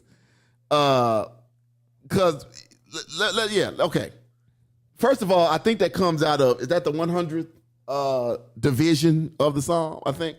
But make a joyful noise, right? Make a joyful noise. Let me just do this. Let me do this quick Bible study. I may share this next week. But we got to understand what that means, right? Right. Making a joyful noise does not mean just snap your hands together and do that. That's not, or just let whatever come out your mouth, right? You know, if the note is in B flat and you singing, if it's in B flat and you singing in D flat or G, it's gonna be a problem. We gotta let me see what this says. You got a caller? No, we don't have a caller. We got somebody. Niema Kondipaga says, hi, Bishop. I don't know who that is, but how you doing? I'm from India. Pastor, please pray for us because we need Bibles and tracts to distribute here to win the souls for the kingdom of God. And I'm working among transgendered people in the Muslim area and Hindu people. Okay, sir. Okay, y'all need some Bibles and y'all need some tracts. Okay, all right. Email. Put the email up there. Tiny. Email the show. And huh? Yeah. Email the show. And tell me exactly what it is y'all trying to do with some Bibles and some tracks. Because we can go to the store and we can ship some stuff. Yeah, send me you say send some Gideons down there. I know that's right. That's Who said that? You know who said it, Felicia. Send them Gideons down. Email the show, brother Kondipaga. Hey, Leon. Hey, Oleon. Hey. Somebody needs to just turn off both our mics.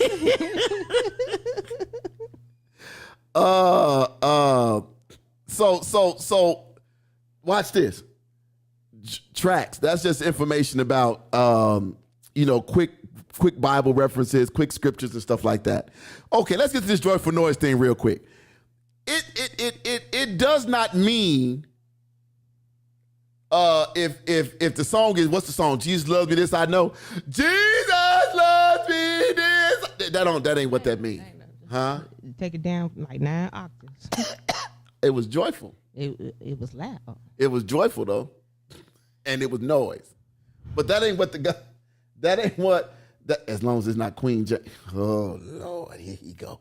That would be R.A. Torrey. You already know who it was. You already know who it was. I ain't even got to look. You already know.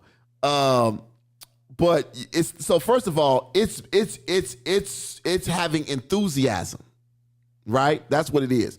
Joyful meaning enthusiasm, right? That's what it means.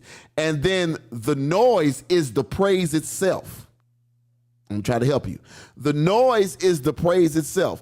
It's not just whatever, right? Because see, people think noise, they think, oh, whatever. But no, it's like when you sing, it is a unison sound. If you've been to, some of y'all been to some HBCUs, right? That's it's, what's the saying? One band, one sound. That's been the saying from day one.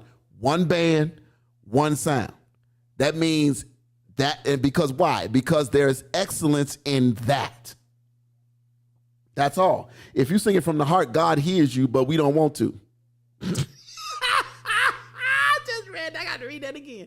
If you sing it from the heart, God hears you, but we don't want to. No, we don't need to either. Here's the deal. And I think this is where people need to really understand. Some people are meant to be Otis. Everybody ain't meant to be David Ruffin. Ain't here to see you, Otis. Everybody ain't meant to be Eddie Kendricks. Some people are just meant to be Otis. And think about it. For all them years Otis in the background, what we know Otis for? 'Twas the night before Christmas and all through the house.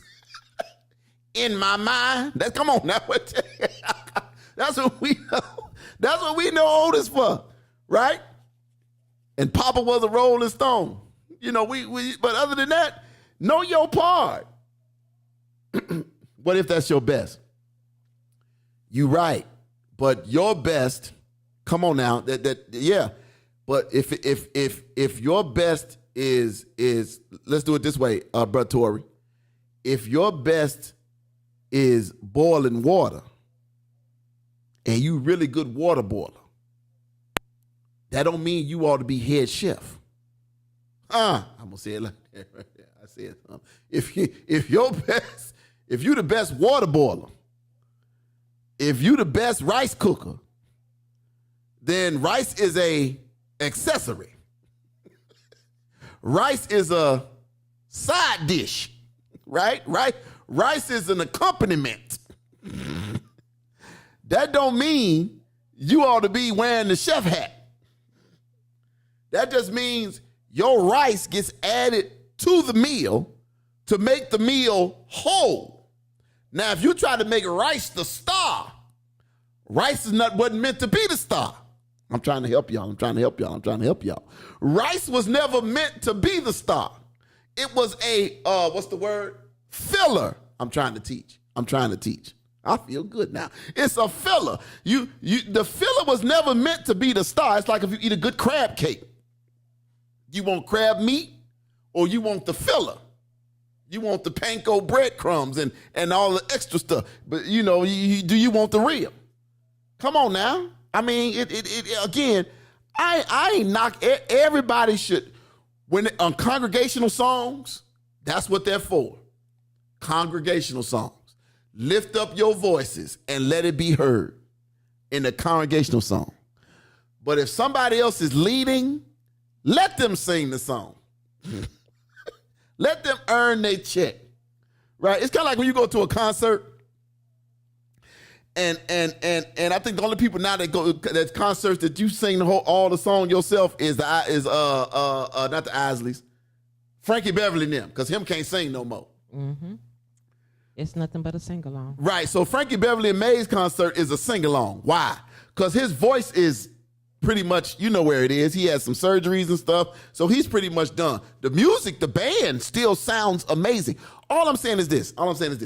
I think that when it comes to that, I brought that up because I said for me, that would be a struggle for me. Because I would want my musicians and my choirs, if I had one, or my praise team, or whoever it would be, that would be where, because they are my partners in ministering, right? So the same effort that I put in on getting a word from God to deliver to the people is the same kind of effort I would expect from my musicians and my singers when they knew they were getting ready to stand before God's people and declare his glory through song. That's what I'm saying. I broke it down like that. That's all I'm saying. The same effort. If I'm spending weeks trying to prepare a sermon, then the same time and effort you should be putting into preparing your song for that, whatever that song. And don't just do it because here's a new song. Here it is. We're going to sing it tomorrow. Go. We used to try that. Y'all did that. We did. We used to try that at the old church, and they knew the frustration was real, and they said, "Okay, you know what? This ain't working." But it took a minute because we would get a song Saturday and be trying to sing it Sunday. Because you remember we used to rehearse on Saturdays, and then we get up that Sunday and try to sing that song and be like, "Hold on," and it really don't help you when the lead singer done forgot the words, because we looking at you to help us. And you turn around looking at us, and you turn around looking at me, I'm gonna be like, who you looking at? What you looking at? Somebody behind me? Or you looking at the deacon that's standing back here? Maybe he got the words, So anyway, that's just me. That's just me. Y'all know me. I'm like, But yeah, music and technology, because I would want all of I would want the capabilities, whether I use them or not. I would want the capabilities to be able to do everything that all the stuff that we're capable of doing right now. Those are the things that I would want, plus some little extra. I hope in your thinking you're reasonable, because I hope you don't want to turn this into a Roger and Sapp concert and think we finna have voice recorded. Yeah, we're not finna do it. You just be reasonable in the fact that, this is still a process that's being built and everything. Mm-hmm. And it takes time. I definitely feel like, technology and the music, they need some dollars and absolutely. Everything. Absolutely. I don't. No, Moms Maybe should not be the lead singer in the church. Go ahead. Yeah, I don't think it's right that it's the least served category in church. Yeah. And I think part of that is, and you have to have a happy medium, because you can't say, I'm gonna put, because a lot of churches have done this, and you can tell. They will put 50 grand, 60 grand in their AV department and in their music departments to have all the best instruments and all the best stuff, but then there's no money in Christian education. So all you guys are a bunch of bucking fools that don't know the word.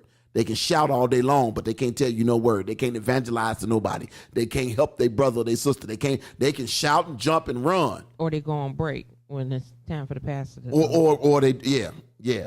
So they finna take a 5. Right, we're gonna take 5 because he finna be up there for 30. Well, I'm just yeah. I just think there is a you have to find a medium for it. Christian education is a big one for me. I always believe that if I looked at any church's budget, I would my questions would rise. You can tell the success of a church or future success of a church based on how much money they spend on Christian education. And when I say Christian education, I mean materials, books, conferences, bringing in people. And here's the thing with the bringing in of people, because let me say this, because I know we've done this quite often. When it's great to bring in outside people, consultants and stuff to your church, whether it be praise and worship consultants or whoever, people that teach people about spiritual gifts, whatever it might be, right? It's that I think that's a wonderful thing, because sometimes a different voice is necessary. Here's where I knock myself upside the head with. You spend, let's just say $1,000 on buying materials, preparation, to have someone come to your church and teach on something like, something, whether it be leadership conference or something to do with music workshop, whatever it might be. And you sit through it and you listen, you get all these great lessons, you get all this great material on what you should and shouldn't do. How long does it take before you believe that some of those things ought to start to be enacted? Because if you don't see any of those things being enacted, then did you waste your money? Did you waste the church's money? Because I know for us at school, when we do professional development, and we have someone comes in and tries to show us a new way of let's just say, for instance, tries a new way of doing attendance or a new way of tracking students or whatever you want to call it. The goal is to prepare you to get ready to start doing things this new way. Now, you don't do it the day after the PD over with, but the goal is to start putting some of these pieces in place. But did you just hear yourself? I'm listening to me. Go ahead, help me remind me what me said. You just said it's a goal. For me, I keep telling you. Yes. I know you hate to hear it and everything else like that. What I hate to hear. Like it says 30, it takes 30 days to create a habit. And I know I don't want it to take 30 Sundays, because we're at more than half a year. But with steady consistency, I believe people will start to get things and everything if you keep reinforcing. The moment right there. The moment you let that go, and everything, they gonna that's when the party gets started. The old way creep back in. Yeah. Told y'all I wasn't going nowhere. Right. So the moment you fall off, the moment you are 5 minutes late, the moment you're not doing exactly what you've preached about and everything else like that, it goes to the wayside. And then also I think it's, for me, like, I'm the person, like, let's just put the stuff on Front Street. Like, because what's going inside, what the people are hearing. They're not listening. And they heard it. They didn't take it in. They didn't take it in for comprehension and everything else like that. So you have to meet them right out there. Like, you don't pick them out. Let me tell you, person A, you better do X, Y, and Z. But let me tell you, don't do none of this, because this is a new era and everything else like that. You got to stop them in their tracks, because what happens is, how did the training go, or how the seminar go? Girl, they was over there talking about so and so, but that ain't pertaining to me. You know what? Yes, it is pertaining to you, because you are the so and so who's causing this and everything else like that. You have to stop people in their tracks. Put it out there. You don't have to embarrass anybody. Just put it out there and everything that I know what you're about to do. Let me tell you, we better usher in a new era of doing something right the first time and having some integrity about it, and because it happens. I've seen it. I'm looking like I don't disagree with you, but you said the key word: reinforcement. It's like if we say we're gonna be here at this particular place and time, be there. And if we not, why weren't we there?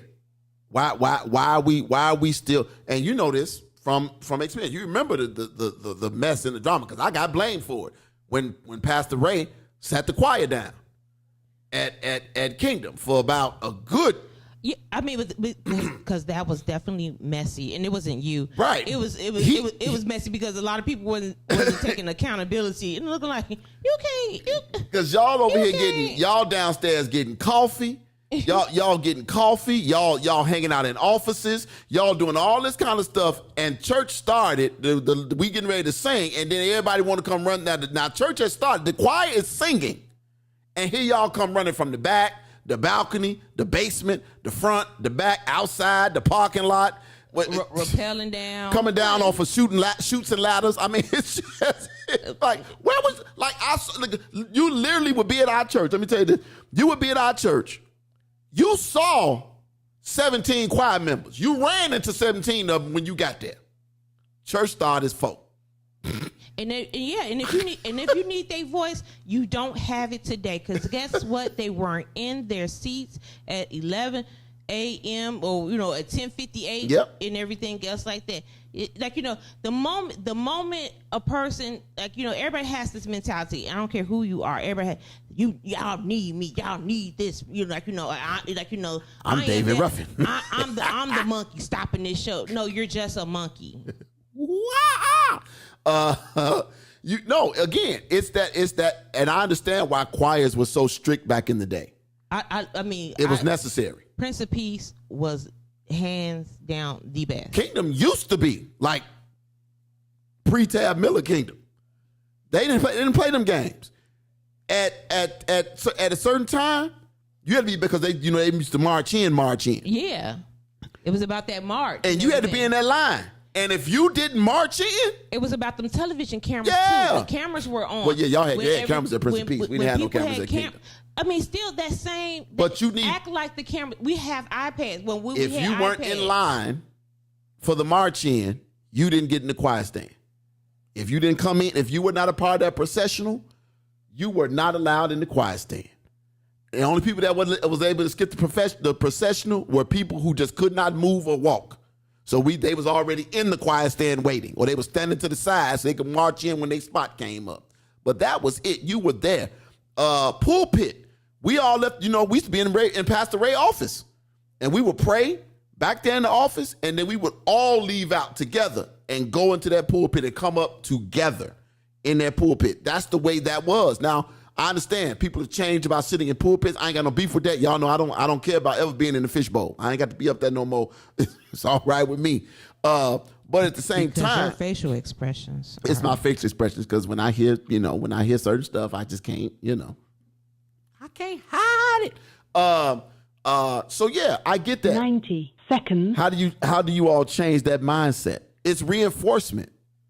And you have to literally use psychology with this. And you have to say, you know what? Yes, I know I got 17 choir members. It's 4 of y'all up here. We singing with the 4. We gonna sing with the 4, or we not singing at all. Because it's that important that it be excellent. I'm not gonna let y'all put mess out there. I'm just not gonna do it. He even sat the choir down. I remember because that. Because it was too there's too few of them coming. And everything else, he had to sit the choir down. Everybody got a piece. They weren't coming to rehearsal, or you late for rehearsal, but the first one want to leave, or it's dark in the parking lot. Ain't nobody down there with us. Come on now, you've been coming in the same door for 60 years. Now all of a sudden it's dark. It's been dark. It's that silly kind of stuff. Pat says, "Oh yeah, if you were not in place when the choir marched in, you did not sing, even if you were the solo." I know. Guess what? You gonna sing so low that you can't get over. Sister Jackie, come sing this solo. Because it's just like in the play. Where's the understudy? Who else learned the song? Because we need to have somebody else ready. As you should. Have somebody, because Nope, she ain't singing this week. 10 seconds. We're going to get ready to get out of here. Y'all. Let's pray. Father God, we thank you for the time we had on tonight. God, we thank you. We ask that you would be with us, God, as we continue to go forward. God, we thank you so much for every listener, for every viewer, every watcher. God, thank you for all the comments that we had on tonight. God, we just thank you, God, for being who you are. God, we ask that you would continue to be with us as we go forward, as we continue to expand this space and place, and all the things that we have ahead of us. God, we just thank you right now in the name of Jesus, we pray. Amen. All right, y'all. Look, we getting ready to get up out of here. I know we didn't get to the article tonight. We're going to save it because it is a really good article. We're going to save it. But look, it's been a great show. Y'all be blessed. See y'all on Friday. Yeah, we'll be here this Friday. Again, to bring your mom and them, come on over down to the Ebenezer on Sunday. I promise we ain't gonna have y'all in here all day. You're gonna get a chance to make it to brunch with your mom and them. Go. You turned your stuff off, not me. Go. I'm gonna send it to Maxine. She's not sick or anything, but just special prayers for my special daughter who's going to France. When does she go? She leaves on Mother's Day. All right, she leaves Sunday. Right, she's going to France for how long? She'll be there till June 11th. She's going for almost a month. Right, she's gonna do some studying abroad. Y'all pray for her. Studying aboard. She ain't gonna be abroad studying. She gonna be You know what? Get off the mic, Dana. Studying abroad. Okay. All right. Thank you so much. If you gotta drive through this special city, y'all know the one we call Chi-Town. Do me a favor, my brothers and my sisters. Keep your head on a swivel. 2 T's, 1 L, 1 O. We out. With your hands lifted up, say it like this. Take the limits off. Take the limits off. Release me. Release me. See, I don't have that Israel Houghton voice. Because if I did, I'd be cold. Wow! That part right there. I don't have it. Release me. Release me.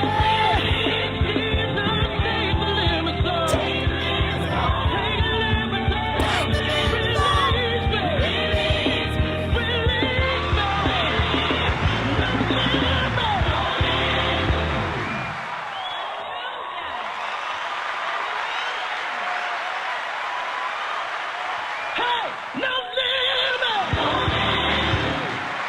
Thank you for